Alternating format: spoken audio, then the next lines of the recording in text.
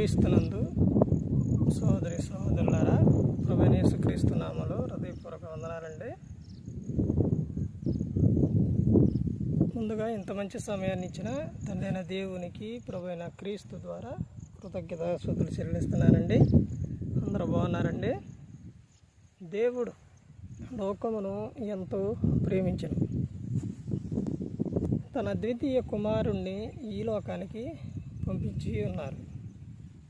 దేవుడు ప్రేమస్వరూపి. ప్రేమ లేనివాడు దేవుణ్ణి చూడలేడు. దేవుని యొక్క కార్యములు చాలా గొప్పవండి. ఆయన చేసిన మేలులు, తను చేసిన ఆశ్చర్య క్రియలు అవన్నీ కూడా చాలా చాలా గొప్పవండి. దేవుడు మనందరినీ ప్రేమించారు కాబట్టి మనం ఈ రోజున ఇక్కడ ఉన్నాం. దేవుడు పశువులకు మేత ఇచ్చారు.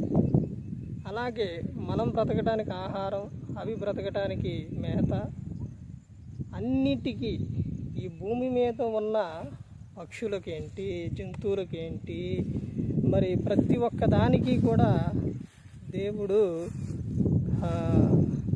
ఆహారాన్ని సిద్ధపరిచారు. ఇది గొప్ప కార్యం. ప్రతి ఒక్కరూ కూడా తెలుసుకోవాలండి.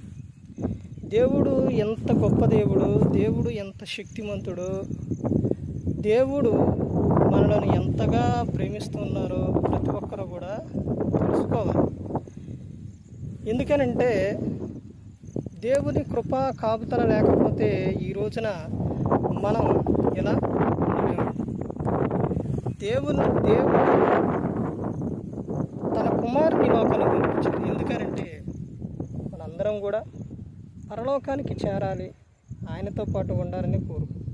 భూమి మీద అన్నిటినీ మనకు ఇచ్చారు, మన కాపాడుతున్నారు, మన పోషిస్తున్నారు. అందుకని ప్రతి ఒక్కరు కూడా తెలుసుకోవాలండి.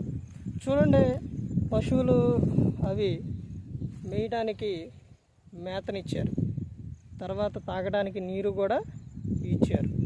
అదేవిధంగా మనలను కూడా కాపాడుతున్నారు, మనలను కూడా పోషిస్తున్నారు.